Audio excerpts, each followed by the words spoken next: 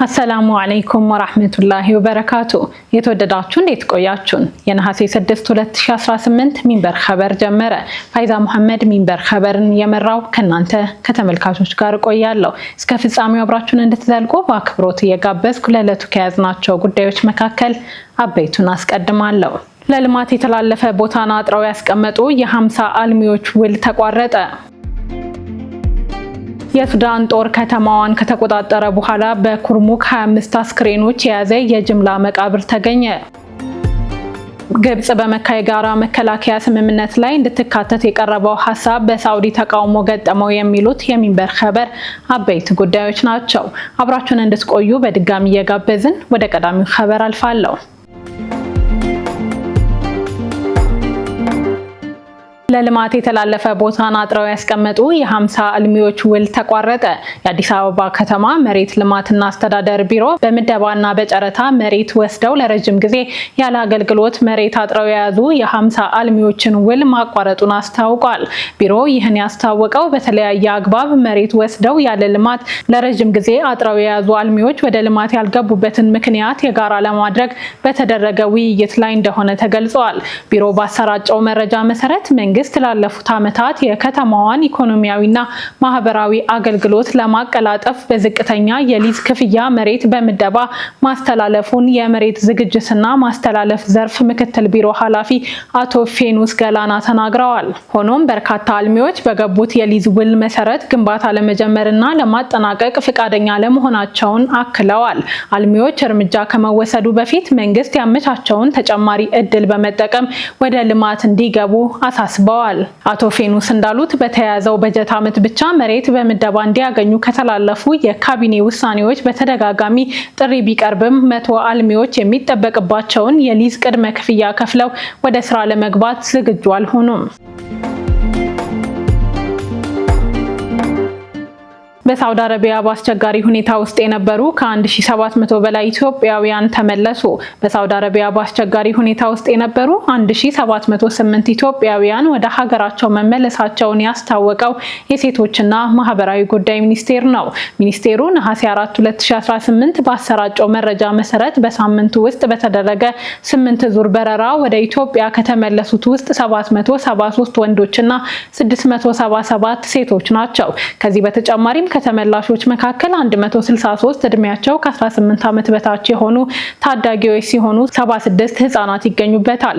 መስከረም 5 ቀን 2018 በተጀመረው ዜጎችን ወደ ሀገራቸው የመመለስ ስራ እስካሁን ከ92000 በላይ ኢትዮጵያውያንን መመለሳቸውን የሚኒስቴሩ መረጃ ያመለክታል። ተመላሽ ዜጎች በአየር ማረፊያና በማቆያ ማዕከላት ተገቢውን ድጋፍና እንክብካቤ የማድረግና ከቤተሰብ ጋር የማቀላቀል ስራ ከሚመለከታቸው ባለድርሻ እንዲሁም አጋር አካላት ጋር በመተባበር በትኩረት እየሰራ እንደሚገኝም አስታውቋል።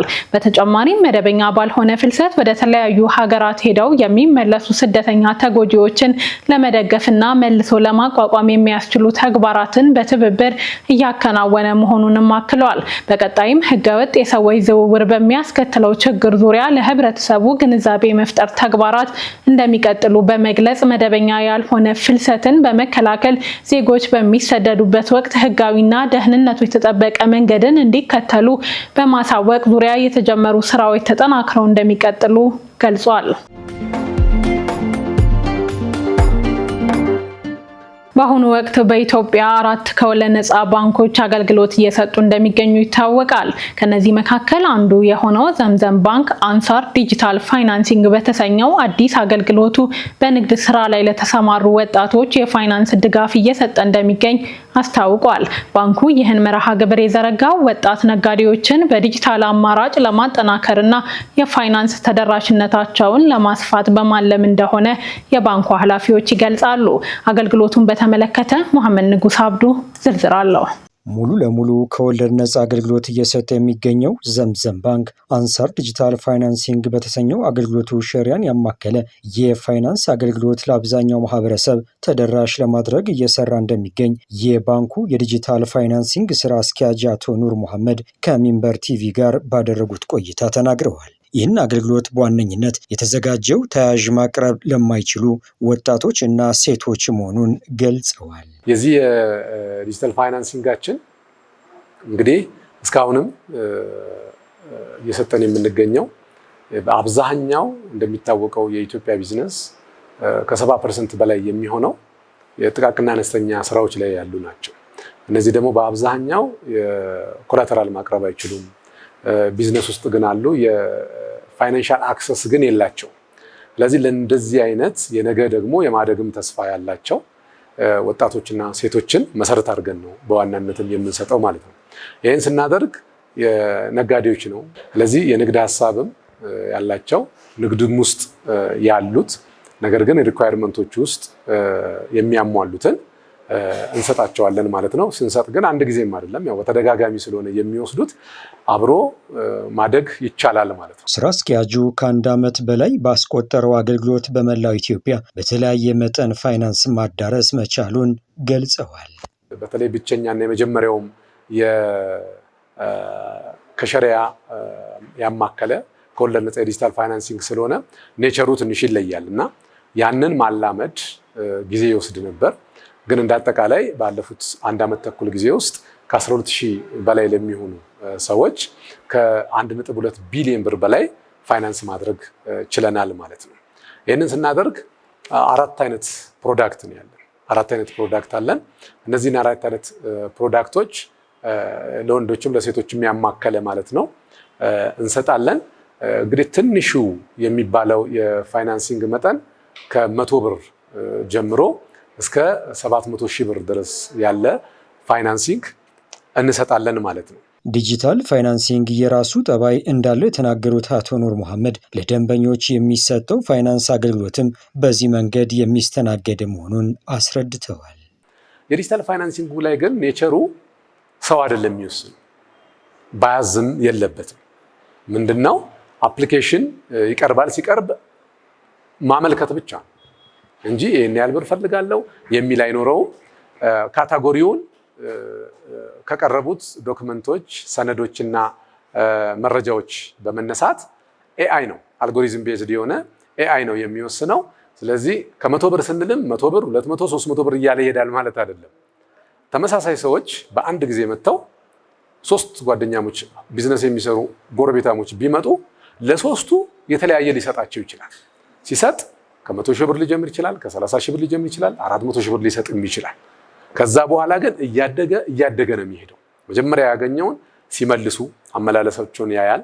እንዲሁም ቢዝነሳቸው ማደጉን ደግሞ በትራንዛክሽን ያያል። ሌሎችም መስፈርቶችን አይቶ በየጊዜው እያደገ እየመጣ አሁን ባለን እስከ 700,000 ብር ነው የምንሰጠው። ለወደፊት ደግሞ እየጨመረም ይመጣል ማለት ነው። 1 ሚሊዮን ብር ከ1 ሚሊዮን በላይም የምንሰጥበት ሂደት ይኖራል ወደፊት።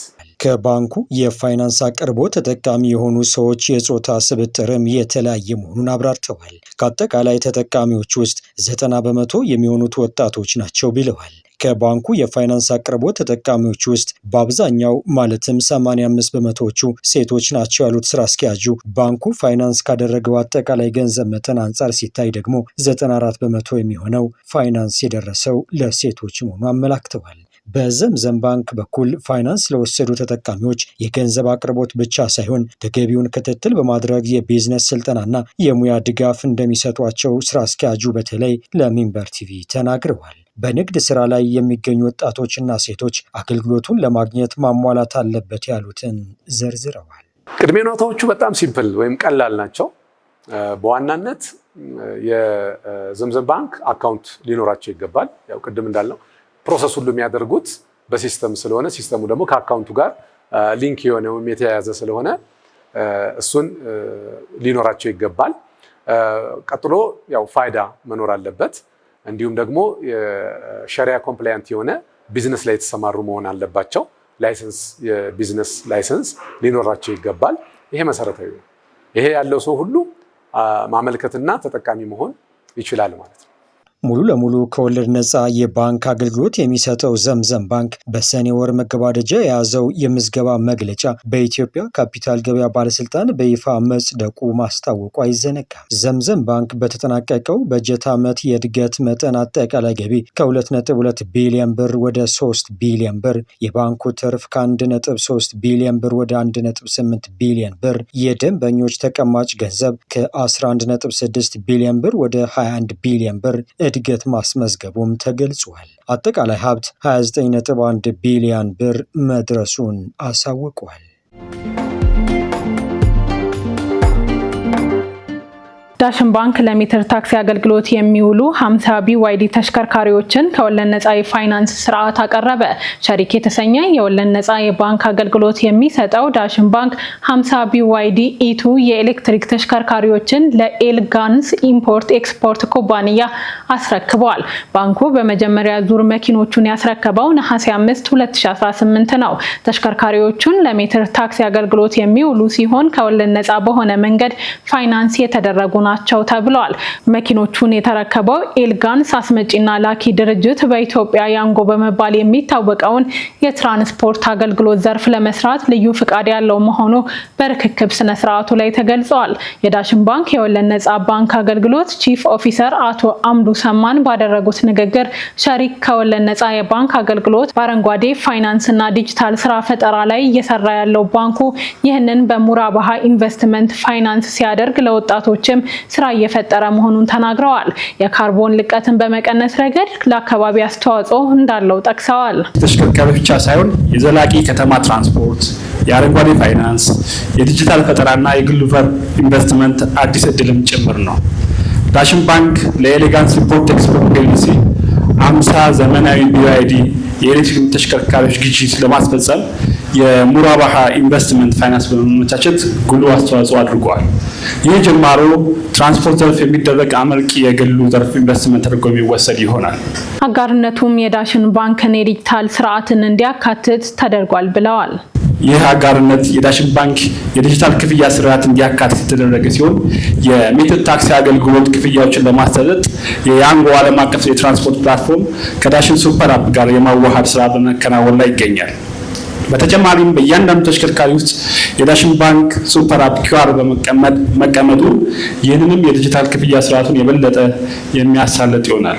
ዳሽን ባንክ የፋይናንስ ተደራሽነትን ለማስፋት ባደረገው ጥረት ከወለድ ነጻ የባንክ አገልግሎቱ ባለፉት 8 ዓመታት ውስጥ ከ1.6 ሚሊዮን በላይ ደንበኞች ማፍራት መቻሉን ቺፍ ኦፊሰሩ ተናግረዋል። በአሁኑ ሰዓት ተቀማጭ ገንዘቡም ከ30 ቢሊዮን ብር በላይ መድረሱን አብራርተዋል። ባንኩ ከተሰበሰበው ሀብት ውስጥ ከ18 ቢሊዮን ብር በላይ ለተለያዩ የኢኮኖሚ ዘርፎች ከወለድ ነጻ በሆነ የፋይናንስ ስርዓት ማቅረቡንም ጠቅሰዋል።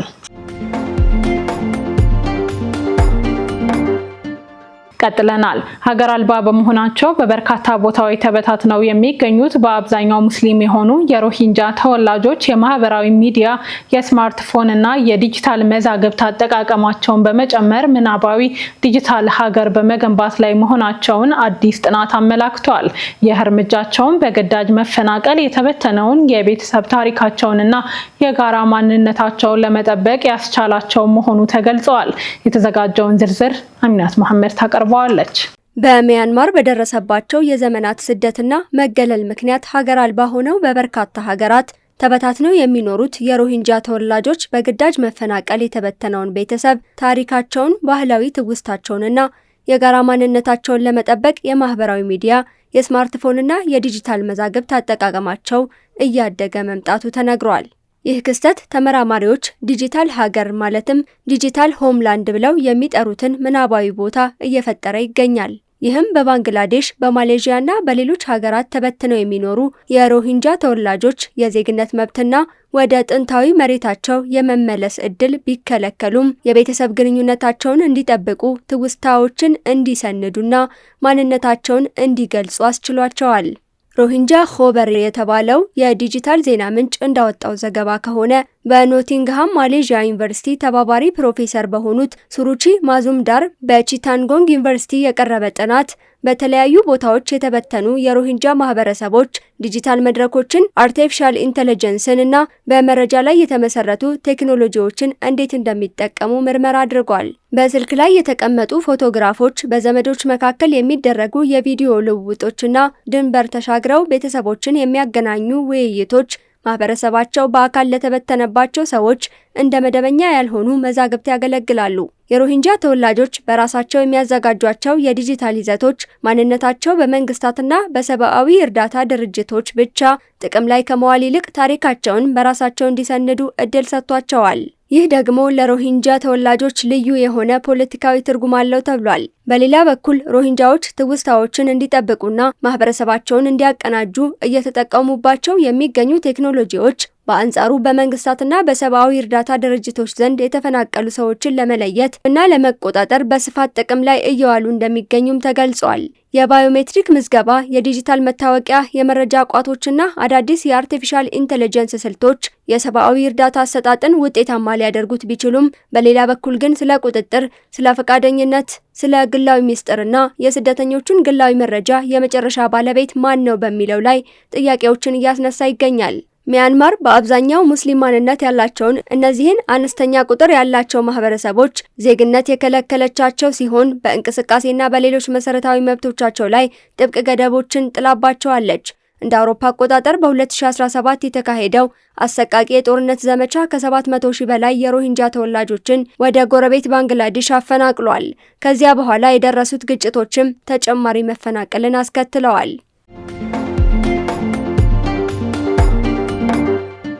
የተወደዳችሁ አሁንም የተከታተላችሁ የምትገኙት ሚንበር ኸበርን ነው። አብራችሁን ስላላችሁ ደስ ይለናል። ለሚንበር ኸበር ጥቆማ ወይም ማስተያየት ካላችሁ በአጭር የስልክ ቁጥር 9282 ብትልኩልን አጣርተን መልሰን ለእናንተው እናቀርባለን።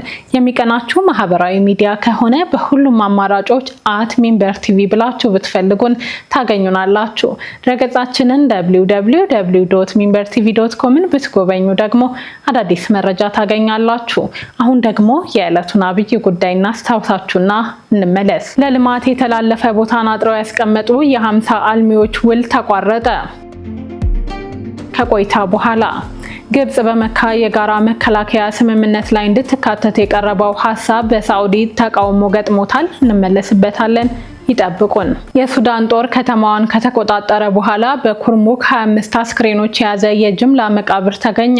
የሱዳን ወታደራዊ ኃይል ደቡብ ምስራቃዊቷን የኩርሙክ ከተማ ከፈጥኖ ደራሽ ኃይሉ ነፃ ካወጣ በኋላ የ25 ሰዎች አስክሬን የያዘ የጅምላ መቃብር መገኘቱን የሀገሪቱ ባለስልጣናትና የሕክምና ምንጮች አስታውቀዋል። የአካባቢው ባለስልጣናትም ግድያዎቹን የፈጸሙት የፈጥኖ ደራሽ ኃይሎች ናቸው ሲሉ ውንጀላ አቅርበዋል። አልጀዚራ እንደዘገበው አስክሬኖቹ የተገኙት በደቡብ ምስራቅ በብሉ ናይል ግዛት ሲሆን በኢትዮጵያ ድንበር አቅራቢያ የምትገኘው የኩርሙክ ከተማ ባለፉት ሳምንታት በሱዳን መደበኛ ኃይልና በፈጥኖ ደራሽ ኃይል መካከል ከፍተኛ ውጊያ ሲደረግ ከቆየ በኋላ በወታደራዊ ኃይሉ ስር ወድቃለች። ጦርነቱ ከተጠናቀቀና የሱዳን ሰራዊት አካባቢውን ሙሉ በሙሉ ከተቆጣጠረ በኋላ ባደረገው የጽዳትና የምርመራ እንቅስቃሴ ወቅት ነው ተብሏል። መቃብሩ የህፃናት የሴቶችና የሆስፒታል ሰራተኞችን አስክሬን ያካተተ እንደሆነ ተገልጿል። የሱዳን ጦር በሺዎች የሚቆጠሩ ሲቪሎችን ህይወት የቀጠፈ ሲሆን በሚሊዮኖች የሚቆጠሩ ሰዎች ደግሞ ከቀያቸው በማፈናቀል ከፍተኛ ሰብአዊ ውድመት አስከትሏል። ኢልሃን ኦመር በሚኒሶታ 5ኛ የኮንግረስ ወረዳ የዲሞክራቲክ ፓርቲ የመጀመሪያ ደረጃ ምርጫን አሸነፉ።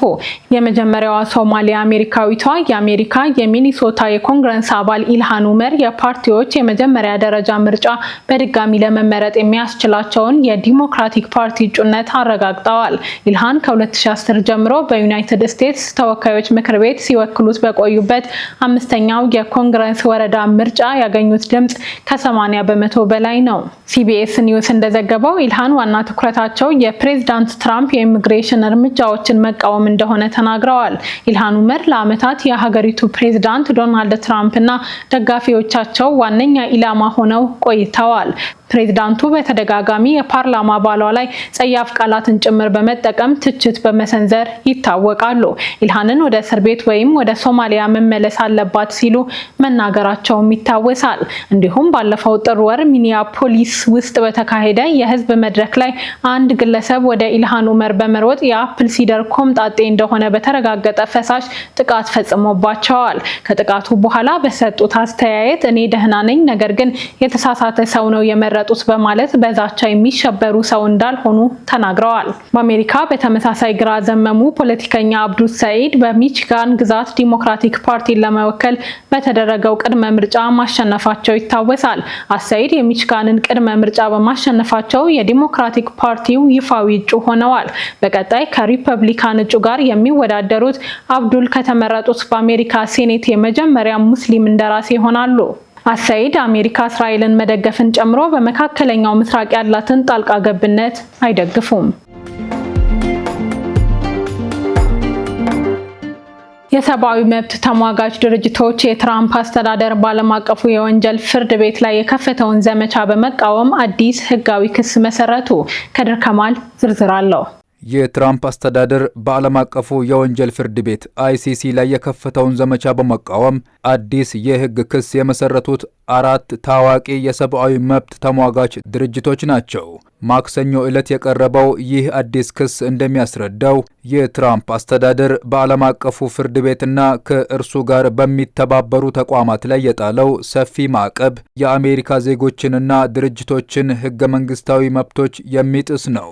አሜሪካ ውስጥ የሚገኙት 4ቱ ተቋማት የአሜሪካ ወዳጆች አገልግሎት ኮሚቴ፣ የህገ መንግስታዊ መብቶች ማዕከል፣ ሂዩማን ራይትስ ዎች እና ኦፕን ሶሳይቲ ኢንስቲትዩት ናቸው።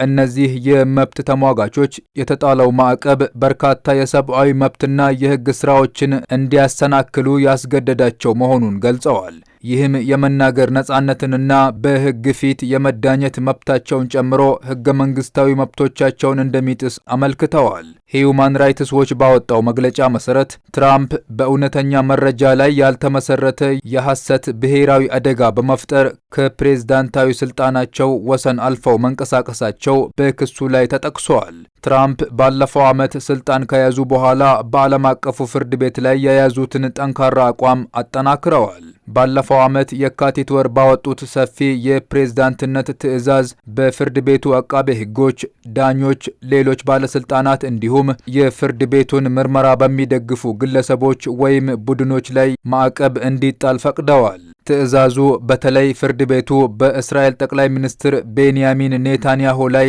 በጋዛ በፈጸሙት የጦር ወንጀል ምክንያት ያወጣውን የእስር ትዕዛዝ እንዲሁም የአሜሪካ ጦርና የስለላ አባላትን ጨምሮ በአፍጋኒስታን ባሉ የውጭ ኃይሎች ተፈጽመዋል የተባሉ ጥሰቶችን የሚመረምረውን ሂደት እንደ ምክንያት ጠቅሰዋል። ከዚያ ጊዜ ጀምሮ በርካታ የፍርድ ቤቱ ዳኞችና አቃቤ ህጎች እንዲሁም ለፍርድ ቤቱ ማስረጃ ያቀረቡ በርካታ የፍልስጤም መብት ተሟጋች ቡድኖች በአሜሪካ ማዕቀብ ተጥሎባቸዋል።